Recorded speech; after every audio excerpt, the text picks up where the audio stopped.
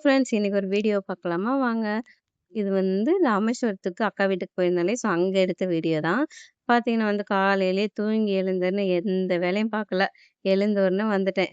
Phone எடுத்துட்டு சரி எப்படி இருக்கு தோட்டம்லாம் எப்படி இருக்குன்னு சொல்லிட்டு பார்த்துட்டு ஃபேஸ் கூட வாஷ் பண்ணலன்னா பார்த்துக்கங்களேன். காலையிலே எழுந்தோனே வந்துட்டு, சரி ப்ரஷ் கூட பண்ணல. அதையுமே கையில எடுத்துட்டு வந்துட்டேன். பார்த்தீங்கன்னா வந்து தோட்டம் ரொம்ப நல்லாயிருக்கும். அக்காவோட தோட்டம் பார்த்தீங்கன்னா, சூப்பரா இருக்கும் பார்க்குறதுக்கு. நெறைய மரங்கள், அப்புறம் செடியெல்லாம் வச்சிருப்பாங்க. பார்க்குறதுக்கு நல்லாயிருக்கும் இல்லையா? ஸோ காலைல எழுந்த உடனே ஃப்ரெஷ்ஷா செடியெல்லாம் பார்க்கலான்னு சொல்லிட்டு பார்த்துட்டு வந்தாச்சு. சரி அக்கா சின்ன அக்கா வீட்லயும் வந்திருந்தாங்க எங்க கூட. அ எல்லாம் சரி தூங்கிட்டு இருக்காங்களா, பசங்கலாம் தூங்கிட்டு இருக்காங்க. அ என்னோட பசங்க, அக்கா பசங்க எல்லாம் தூங்கிட்டு இருக்காங்க. சரி எழுந்துட்டாங்களான்னு பார்த்தா எல்லாம் நல்லா தூங்குறாங்க. சூப்பரா தூங்கிட்டு இருக்காங்க. பார்த்தீங்கன்னா வந்து சரி பார்த்துட்டு அதுக்கப்புறம் வந்து சரி அக்கா என்ன பண்றான்னு சொல்லிட்டு பார்க்கலான்னு வந்தேன். ஸோ அதுக்குள்ள பார்த்தீங்கன்னா, அக்கா வந்து காஃபிலாம் போட்டுட்டாங்க. ஸோ அம்மா வந்து காஃபி குடிச்சிட்டு இருக்காங்க. பார்த்தீங்கன்னா வந்து அக்கா வந்து என்ன மாரியே அக்காவும் ட்ரெஸ் சேல்ஸ் பண்றாங்க. நான் வந்து ட்ரெஸ்லாம் ஆன்லைன்ல சேல் பண்றேன். நம்ம சேனல் வச்சிருக்கோம்ல, அன்னை லைஃப் ஸ்டைல்னு சொல்லிட்டு நான் ட்ரெஸ்ஸஸ்க்குலாம் இன்னொரு சேனல் வச்சிருக்கேன். ஸோ நான் ஆன்லைன்ல பண்ற மாரி அக்கா வந்து என்ன பண்றாங்கன்னா, வீட்லயே வாங்கி வச்சு வீட்லயே பண்றாங்க. அவளோட கஸ்டமர் வந்து பார்த்தீங்கன்னா வந்து, வீட்லயே வந்து ட்ரெஸ்ஸஸ்லாம் வாங்கிட்டு போவாங்க. அப்புறம் அக்கா வந்து டெய்லரும் கூட. நெறைய ப்ளவுஸ்லாம் நெறைய தைப்பா. ஸோ அவளுக்கு நெறைய கஸ்டமர் இருக்காங்க அவங்க ராமேஸ்வரத்துல. அப்படியே நான் வீட்ட சுத்தி பின்னாடி இருந்து சைடா வந்து மறுபடியும் பின்னாடியே வந்துட்டேன். பார்த்தீங்கன்னா வந்து ஃபர்ஸ்ட்டு இங்க மாடி படிக்கும் கீழே வந்து எவ்ளோ ஸ்டெப்ஸுக்கும் எவ்ளோ தூரம் இருக்கு பாருங்க. செம ஹைட்டா இருக்கும் அது.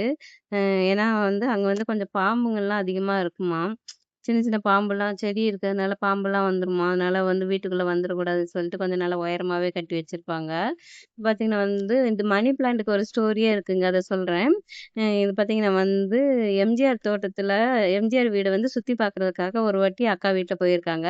ஸோ அங்க வந்து பார்த்தீங்கன்னா வந்து இந்த மணி பிளான்ட் எடுத்துட்டு வந்திருக்காங்க. நார்மலா எடுத்துட்டு வரும்போது பார்த்தீங்கன்னா, சின்ன மணி பிளான்ட்டா தான் சின்ன செடியா தான் இருந்தது. அதாவது லீஃப் குட்டி குட்டியா தான் இருந்தது. இந்த தென்னை மரத்துக்கு பக்கத்துல வச்சதுனாலயா என்னன்னு தெரியல. லீஃப் பார்த்தீங்கன்னா, பெருசு பெருசா லீஃப் இருக்கு. எப்படி வளர்ந்துருக்கு பாருங்க. மேல தென்னை மரம் வரைக்கும் மேல வரைக்கும் போயிருச்சு. ஸோ அந்த அளவுக்கு போயிருச்சு. அ இந்த அளவுக்கு பெருசா வளர்ந்துருச்சுன்னா எல்லாமே பணமா.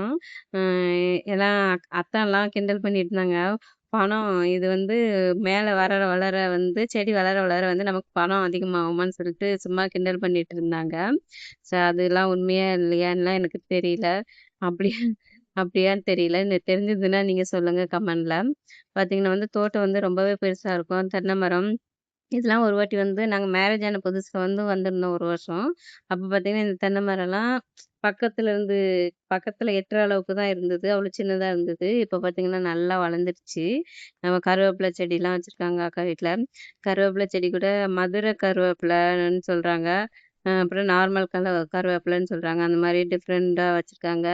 அப்புறம் கிணறு பார்த்தீங்கன்னா வந்து கிணத்துல வந்து கொஞ்சம் பக்கத்துலேயே தான் தண்ணி இருந்தது.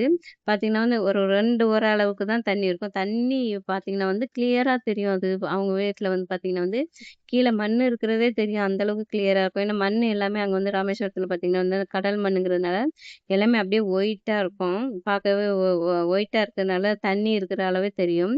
பார்த்தீங்கன்னா நெறைய பூச்செடிலாம் வச்சிருக்காங்க.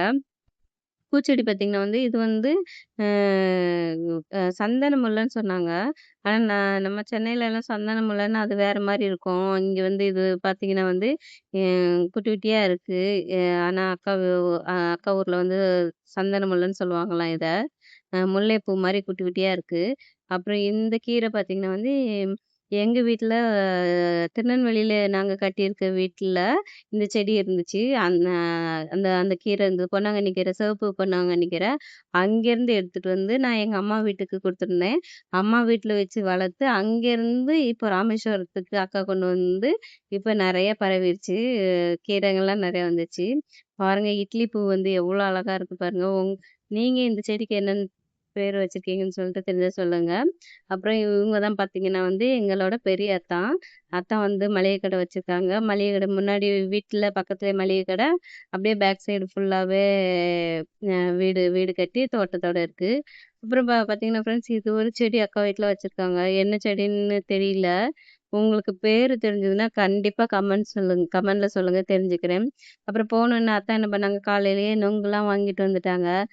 அப்படியே நாங்க வந்து நுங்கு சாப்பிட ஆரம்பிச்சிட்டோம்.